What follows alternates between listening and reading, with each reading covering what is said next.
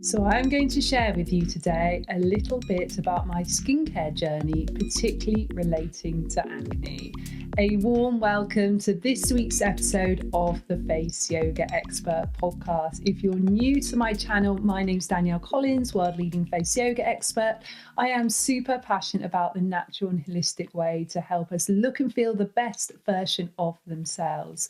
I'm now on YouTube with the podcast, so a warm welcome if you're watching this. And if you are listening to this on any of the podcast platforms, welcome as always. We've been 5 years now doing this podcast, and I am so excited every week to share with you whether it is a guest or whether it's a solo episode. Now, I'm going to be brutally honest with you about this week's episode. I had a guest booked who I was meant to be starting with just a few minutes ago, and they had to cancel last minute for no fault of their own, so it couldn't be helped at all. But I thought, you know what, let's just switch on the mic, let's put on the video, and let's just record. And I tuned in literally for about 5 seconds to my intuition and asked myself, what should I share with you?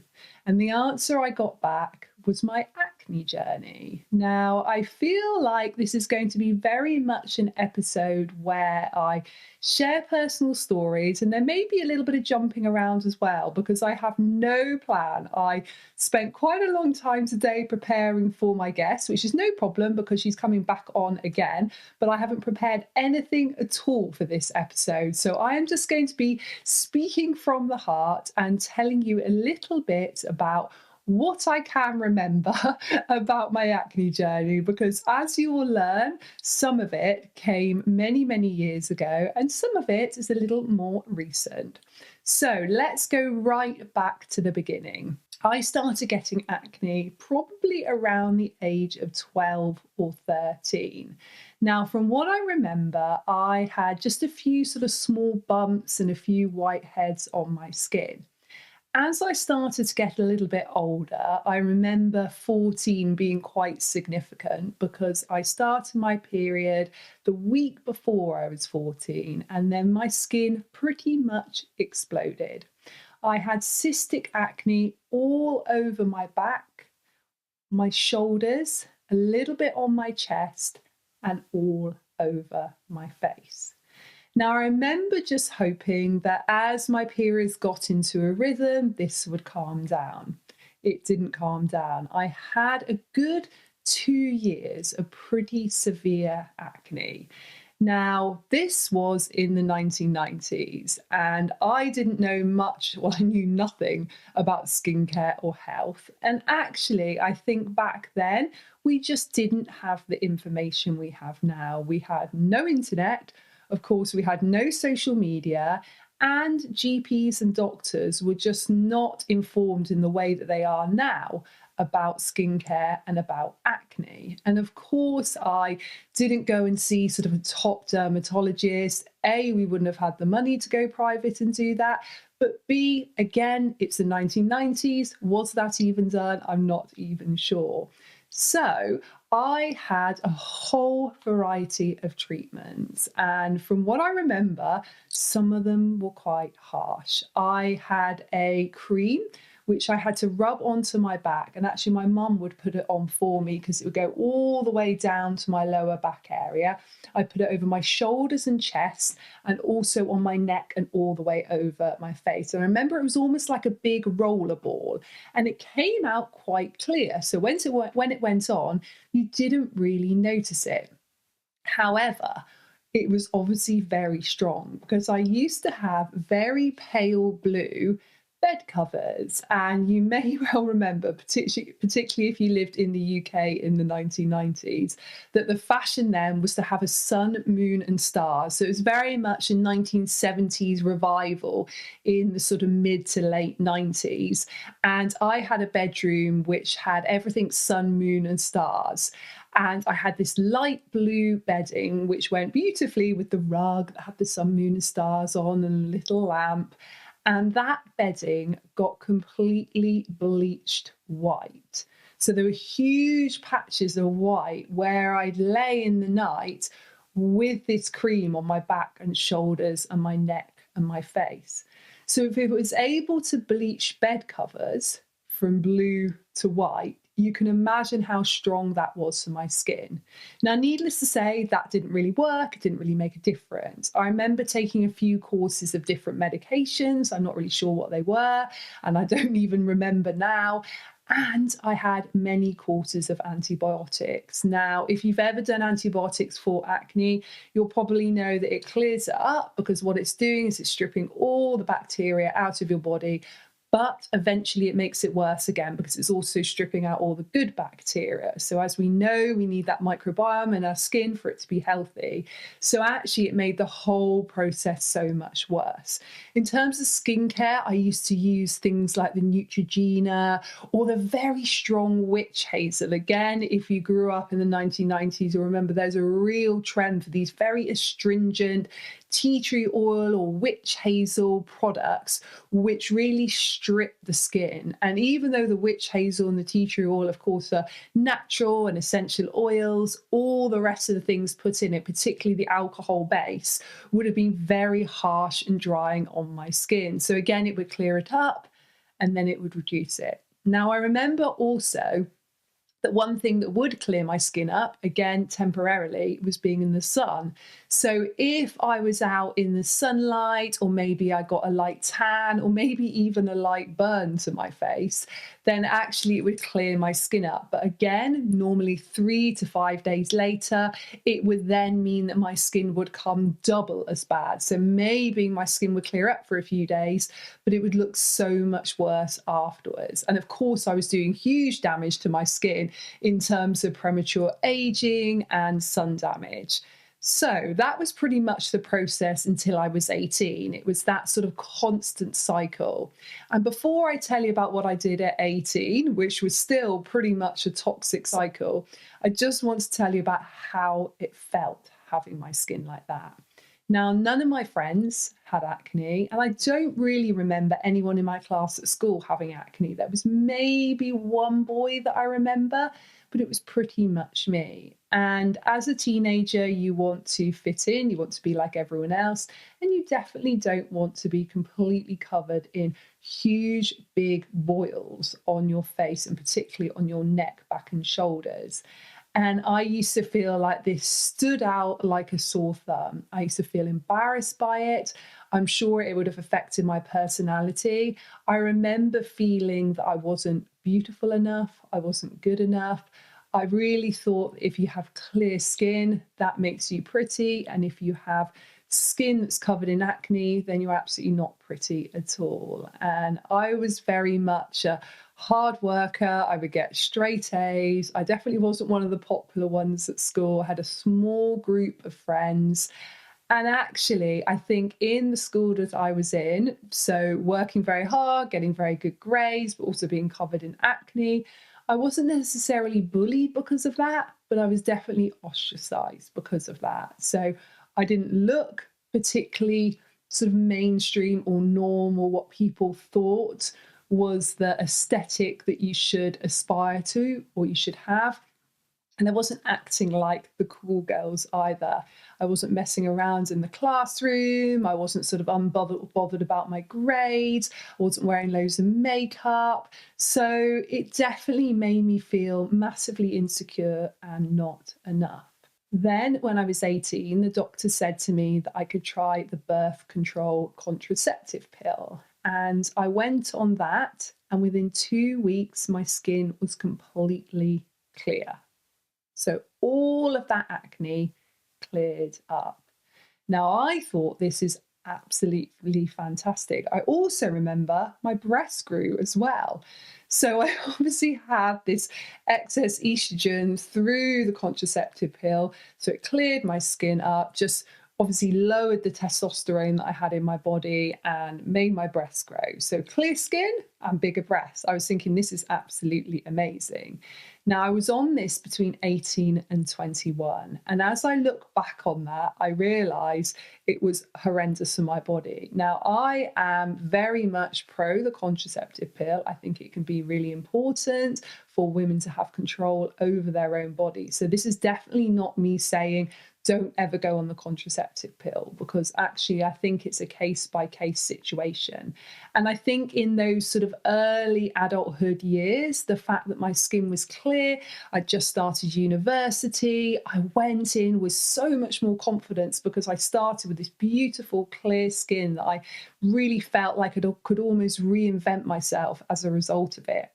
But behind the scenes, I was finding that I was having mood swings. And I've talked about before suffering from PMDD, so a much more severe form of PMS. And I've had that all my life to varying degrees.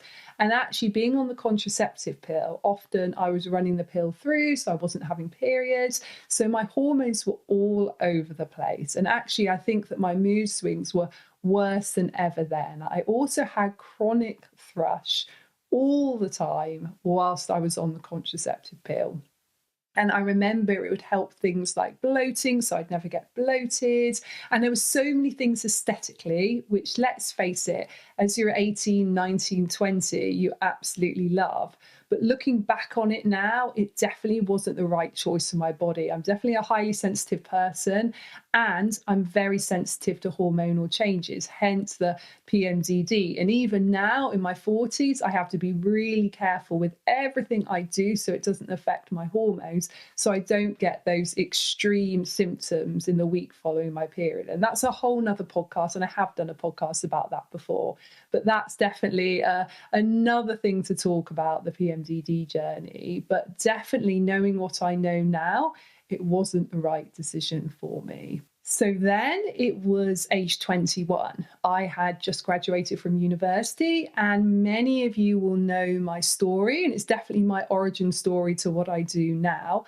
I then became severely ill with ME, which is a chronic autoimmune illness, which followed on from me having the virus of glandular fever. And this is shortly after I graduated from university. And of course, this was a very difficult time because I was bedridden, I was housebound for a good part of a year. And one of the first things that I had to do was come off the contraceptive pill, because this is what the doctor said to me. Actually, they didn't understand much about the illness of ME. They said I might have it forever, I might have it for 6 months, it might be a few years. But there are a few things that studies show, and that is coming off the contraceptive pill and reducing alcohol. And I think they said sort of graded gradual exercise and movement. And that was pretty much the information I was given. So I took all that on board. I came off the pill, which again, that huge difference in hormones and drop in hormones, as well as being chronically ill, was obviously a huge shock to the system. I cut out alcohol, which I still to this day haven't drank since that day that I cut it out at age, well, 21, maybe 22 I was when I completely cut it out. So that was definitely a big turning point in my life. And again, I won't get fully into that ME journey of having that chronic illness, because I have talked about it a lot before on the podcast. And of course, let me know if you want me to do more podcasts on these things, but I want to keep this more specifically about acne. Now, the question you're probably wondering is, did my acne come back when I was really unwell and when I suddenly came off the pill? Now, the answer is it did, but not as severely. I think it helped that I was out of that teenage stage.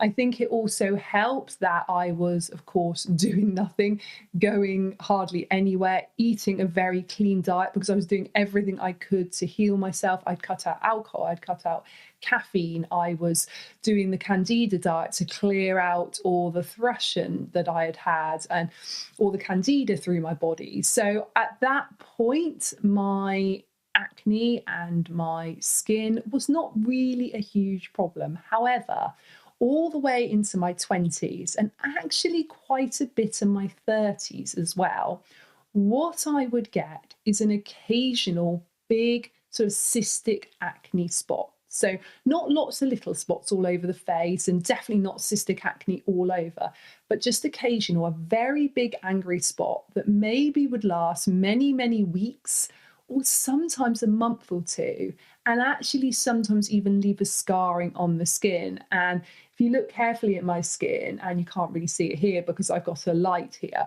but you can still see quite a few acne scars.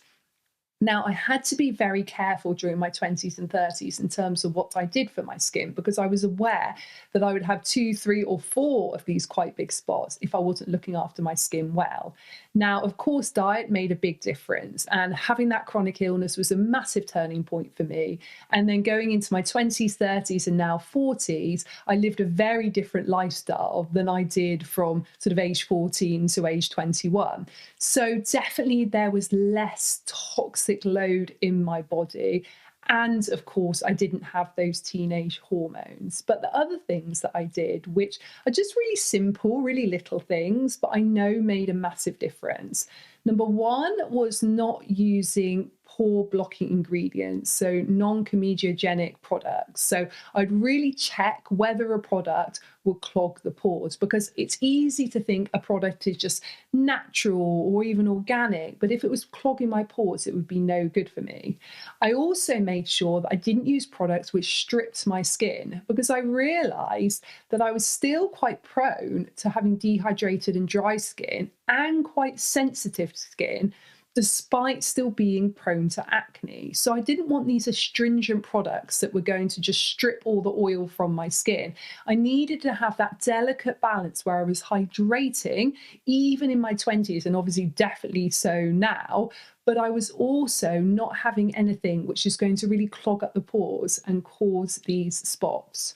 The second thing that I did, which again is so simple, but change my pillowcase every night. I realize how much bacteria and dirt, even from our hair or from our pajamas, or if we've still got little traces of makeup that we haven't washed off properly, go onto our pillowcase and then can go onto our skin. So changing my bedding regularly, but doing pillowcase sort of every night or every other night is a really great tip that someone gave me, and I've been using that ever since. Also, really simple things like drinking lots of water, hydrating. And I would say, if I was to pinpoint the absolute biggest thing, which is applicable in my early 20s, but now at 43 also, and that is reducing stress. So that made a massive difference and still does. If my stress levels are low, if I haven't got too much cortisol running around my body, if my adrenals are not having to work too hard, then this doesn't affect my hormones. And if my hormones are not affected, I'm not only not getting those extreme PMDD symptoms, but I'm also not getting breakouts. Now, I'm well aware now I'm in perimenopause era. So actually, I'm probably less likely to get acne. However, many women can get it in this era of their life. So I'm really just careful with what I do. I do have a little bit of dairy. I just generally have a BioLive Greek yogurt. I don't have loads of cheese or loads of cow's milk or anything like that, because I'm aware that things like that can trigger my skin. Another thing which I know has made a big difference over the last sort of 4 or 5 years is going gluten-free. Now, the reason I'm gluten-free is because I'm prone to low iron levels. And my low iron levels are for a few reasons. One, because I get very, very heavy periods. And two, because my body doesn't absorb it from my food. I do eat meat because I need to for my iron levels. It doesn't absorb it as well as it should. Now, if it's not absorbing it as well as I should, and I'm losing a lot of blood, I therefore get very, very low iron. And as many of you know, I've had to have lots of iron infusions. But going gluten-free was something I was recommended by the doctor, who is an iron specialist. And she said, if I go gluten-free, it actually helps my body to absorb the iron better. And I think the positive side effect of that is it's really helped my skin as well. Now, I definitely wouldn't say, if you suffer from acne, just go and cut out gluten, because I was advised with a doctor who knew all of my blood test results, who knew all of my history with everything. So I wouldn't say that anything I'm saying here is a one-size-fits-all approach. I also only use the Fusion by Danielle Collins moisturizing serum on my skin, and I'll make sure I put the link to that in the show notes. I like that because it doesn't clog the pores, but it still has that lovely natural oil-like substance. So it really helps to hydrate and plump my skin. And also it's very good because my skin is sensitive. I think it's probably built up sensitivity from all those very harsh products I used all those years ago. So generally, I can enjoy really clear skin. But it definitely hasn't always been like that. And actually, on a daily basis, I'm aware of what I do for my skin because I know certain products could break me out very quickly and easily. So it's definitely something which is always in my periphery.